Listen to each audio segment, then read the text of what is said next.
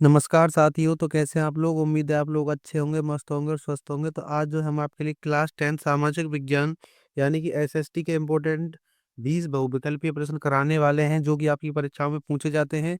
और ये जो है आपको यूपी बोर्ड 2024 और 23 एग्जाम में पूछे गए हैं। तो आइए बिना देरी किए हुए वीडियो को स्टार्ट करते हैं। तो हमारा सबसे पहला प्रश्न है, जर्मनी संस्कृति में बॉक्स जिस्ट का क्या मतलब था या आशय था? राष्ट्र था, संविधान था, आम जनता या देशभक्त की भावना, संसद? तो इसमें हमारा राइट आंसर है ऑप्शन सी, आम जनता या देशभक्ति की भावना। अगर इन दोनों में से आपका कोई भी आंसर आए तो इनमें से जो आपको लगा देना है। अब हमारा नेक्स्ट प्रश्न है, हिंद स्वराज पुस्तक के लेखक कौन है? सरदार पटेल, बाल गंगाधर तिलक, महात्मा गांधी, सुभाष चंद्र बोस? तो इसमें हमारा राइट आंसर है ऑप्शन सी, महात्मा गांधी जो है हिंद स्वराज पुस्तक के लेखक हैं। और इनकी एक पुस्तक और है जिसका नाम है मेरे सपनों का भारत। तो ये भी जो है उनकी पुस्तक पूछी जाती है। अब हमारा नेक्स्ट प्रश्न है, संयुक्त राष्ट्र संघ का मुख्यालय कहाँ पर स्थित है? वाशिंगटन में, जेनेवा में, न्यूयॉर्क में या ऑस्ट्रेलिया में? तो इसमें हमारे राइट आंसर है ऑप्शन सी, न्यूयॉर्क में जो है संयुक्त राष्ट्र संघ का मुख्यालय स्थित है। और इसकी स्थापना जो है 24 अक्टूबर 1945 को हुई थी। ये भी आपको याद रखना है कि 24 अक्टूबर 1945 को हुई थी। और संयुक्त राष्ट्र संघ में वर्तमान में 193 देश शामिल हैं। ये भी आपसे पूछा जाता है कि संयुक्त राष्ट्र संघ में वर्तमान में कितने देश शामिल हैं, तो वो 193 देश शामिल हैं। ये भी आपको याद रखना है। अब हमारा नेक्स्ट प्रश्न है, प्रथम विश्व युद्ध का प्रारंभ हुआ था? तो प्रथम विश्व युद्ध 1914, 1939, 1942 या 1919? तो इसमें हमारा राइट आंसर है ऑप्शन ए, 1914 में जो है प्रथम विश्व युद्ध चालू हुआ था, जो कि 1918 तक चला था। ये भी आपको याद रखना है। और द्वितीय विश्व युद्ध जो है 1939 से लेकर जो है 1945 तक चला था। ये भी आपको याद रखना है। और 1942 में जो है भारत छोड़ो आंदोलन चला था, जो कि महात्मा गांधी के द्वारा चलाया गया था। ये भी आपसे पूछा जाता है कि भारत छोड़ो आंदोलन किसके द्वारा चला गया था? तो महात्मा गांधी के द्वारा चलाया गया था। और 1919 में जो है 13 अप्रैल 1919 को जो है जलियांवाला बाग का हत्याकांड हुआ। ये भी आपसे पूछा जाता है कि जलियांवाला बाग का हत्याकांड कब हुआ? तो वो जो है आपका 13 अप्रैल 1919 को जो है कहाँ पर हुआ था? वो भी अमृतसर में हुआ था, जलियांवाला बाग का हत्याकांड। ये भी आपको याद रखना है, अमृतसर में। और 1919 में जो है आपका खिलाफत आंदोलन भी शुरू हुआ था, जो कि दो भाइयों ने किया था। और 1919 में जो है रोलेट एक्ट भी आया था। ये भी आपको याद रखना है कि रोलेट एक्ट कब आया, तो वो जो है 1919 में आया था। ये भी आपको याद रखना है। अब हमारा नेक्स्ट प्रश्न है, स्पिनिंग जेनी का आविष्कार किसने किया था? एम मिथ्यूज ने, जेम्स वॉट ने, एमनुएल कांट ने या जेम्स हरग्रीव्स ने? तो इसमें हमारा राइट आंसर है ऑप्शन डी, जेम्स हरग्रीव्स ने जो है स्पिनिंग जेनी का आविष्कार किया था। और जेम्स वॉट ने जो है भाप के इंजन का आविष्कार किया था। अब हमारा नेक्स्ट प्रश्न है, संसदीय प्रजातंत्र की स्थापना किस देश में सर्वप्रथम हुई थी? इटली में, इंग्लैंड में, फ्रांस में या जर्मनी में? तो इसमें हमारा राइट आंसर है ऑप्शन बी, इंग्लैंड में जो है सबसे पहले संसदीय प्रजातंत्र की स्थापना हुई थी। अब हमारा नेक्स्ट प्रश्न है, भारतीय संघ में अवशिष्ट शक्तियां किसको प्राप्त हैं? राज्य को, संघ को, ए और बी दोनों को या इनमें से कोई नहीं? तो इसमें हमारा राइट आंसर है ऑप्शन बी, संघ को। संघ को जो हम केंद्र भी कह सकते हैं। तो ये उसमें जो है कभी कभी आपको केंद्र भी दिया जाता है। तो ये भी आपको याद रखना है कि भारतीय संघ में अवशिष्ट शक्तियां किसको प्राप्त है, तो केंद्र को या संघ को। अब हमारा नेक्स्ट प्रश्न है, भारतीय जनता पार्टी का गठन कब हुआ था? 1972 में, 1976 में, 1980 में या 1984 में? तो इसमें हमारा राइट आंसर है ऑप्शन सी, 1980 में जो है भारतीय जनता पार्टी यानी कि बीजेपी का जो है गठन हुआ था। और आपसे पूछा जाए कि भारतीय राष्ट्रीय कांग्रेस का गठन कब हुआ था, तो वो जो हुआ था 1885 ईस्वी में हुआ था, जो कि उस समय उसके अध्यक्ष कौन थे? ए ओ ह्यूम की अध्यक्षता में जो है कांग्रेस का गठन हुआ था। अब हमारा नेक्स्ट प्रश्न है, भारत में राज्य का आधिकारिक धर्म क्या है? यानी कि भारत का आधिकारिक धर्म कौन सा है? हिंदू धर्म, इस्लाम धर्म, ईसाई धर्म या इनमें से कोई नहीं? तो इसमें हमारा राइट आंसर है ऑप्शन डी, इनमें से कोई नहीं। क्योंकि भारत एक धर्मनिरपेक्ष राज्य है। यानी कि उसके संविधान में धर्मनिरपेक्ष यानी कि उसमें कहा गया है कि भारत का कोई भी विशेष या कि आधिकारिक धर्म नहीं होगा, बल्कि हमारे देश की सरकार जो है सभी धर्मों का समान समान जो है सम्मान करेगी।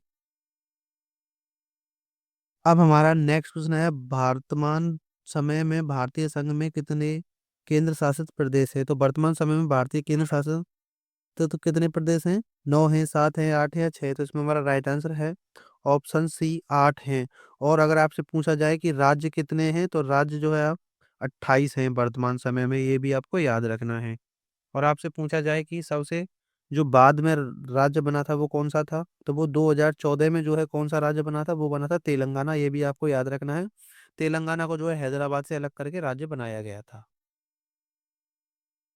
अब हमारा नेक्स्ट प्रश्न है, निम्न में से कौन सा जैव संसाधन है? लोहा है, मत्स्य उद्योग है, तांबा है या फिर चट्टाने हैं? तो इसमें हमारा राइट आंसर है ऑप्शन बी, मत्स्य उद्योग जो है जैव संसाधन है। क्योंकि बाकी के जो संसाधन हैं, ये लोहा है, चट्टाने हैं, तांबा है, ये जो है अजैविक संसाधन है। ये आपको याद रखना है। अब हमारा नेक्स्ट प्रश्न है, निम्नलिखित में से किस राज्य में सीढ़ीदार सोपानी, सीढ़ीदार का मतलब होता है सोपानी, खेती की जाती है? पंजाब में, हरियाणा में, उत्तर प्रदेश में या उत्तराखंड में? तो इसमें हमारा राइट आंसर है ऑप्शन डी, उत्तराखंड में जो है सोपानी खेती की जाती है। क्योंकि कभी कभी आपको सोपानी दिया जाता है कि निम्नलिखित में से किस राज्य में सोपानी खेती की जाती है, तो उत्तराखंड में। या अगर सोपानी ना दिया हो तो सीढ़ीदार दिया होगा कि सीढ़ीदार खेती किस राज्य में की जाती है, तो उत्तराखंड में, ये आपको याद रखना है। और पहले जो है उत्तराखंड जो है उत्तर प्रदेश का ही हिस्सा हुआ करता था, लेकिन बाद में जो है इन दोनों राज्यों को अलग कर दिया गया विकास के आधार पर। अब हमारा नेक्स्ट प्रश्न है, निम्नलिखित में से कौन सा खनिज आधारभूत है? तो मैग्नीज है, अभ्रक है, लोहा अयस्क है, तांबा है? तो इसमें हमारा राइट आंसर है ऑप्शन सी, लोह अयस्क जो है ये खनिज आधारभूत है। अब हमारा नेक्स्ट प्रश्न है, निम्नलिखित में से परिवहन का कौन सा साधन अति दुर्गम स्थानों के लिए अत्यंत आवश्यक है? जल परिवहन, वायु परिवहन, रेल परिवहन या स्थल परिवहन? तो इसमें हमारा राइट आंसर है ऑप्शन बी, वायु परिवहन जो है सबसे अत्यंत आवश्यक जो है संसाधन है। अब हमारा नेक्स्ट प्रश्न है, निम्नलिखित में से कौन सा पत्तन यानी कि बंदरगाह देश के पूर्वी तट पर स्थित है? कांडला, कोच्चि, मुंबई या विशाखापट्टनम? तो इसमें हमारा राइट आंसर है ऑप्शन डी, विशाखापट्टनम जो है भारत के पूर्वी तट पर स्थित है। अब हमारा नेक्स्ट प्रश्न है, निम्न में से किस राज्य की प्रति व्यक्ति आय सर्वाधिक है? हरियाणा की, बिहार की, राजस्थान की या फिर मेघालय की? तो इसमें हमारा राइट आंसर है ऑप्शन ए, हरियाणा की। क्योंकि इसमें जो है आपको 4 ऑप्शन दिए हैं, तो इनमें से जो है आपको इन्हीं की पूछी है कि प्रति व्यक्ति आय किस राज्य की सबसे ज्यादा है, तो इसमें हरियाणा की है। अब हमारा नेक्स्ट प्रश्न है, निम्नलिखित में से कौन सा ग्रामीण क्षेत्र में विकास का लक्ष्य है? नियमित कार्य या उपज की उचित उचित कीमत या बेहद कर मजदूरी या इनमें से कोई नहीं? तो इसमें हमारा राइट आंसर है ऑप्शन डी, इनमें से कोई भी नहीं है। अब हमारा नेक्स्ट प्रश्न है, सेवा क्षेत्र निम्नलिखित में से किस क्षेत्र में सम्मिलित किया जाता है? प्राथमिक क्षेत्र, द्वितीयक क्षेत्र, तृतीयक क्षेत्र, इनमें से कोई नहीं? इसमें हमारा राइट आंसर है ऑप्शन सी, तृतीयक क्षेत्र। तो सेवा क्षेत्र में आपके डॉक्टर आते हैं, टीचर आते हैं जो कि सेवा देते हैं, आपके ट्रक ड्राइवर भी आते हैं जो कि सेवा देते हैं। तो क्या होते हैं ये तृतीय क्षेत्र में रखे जाते हैं, यानी कि सेवा देने वाले।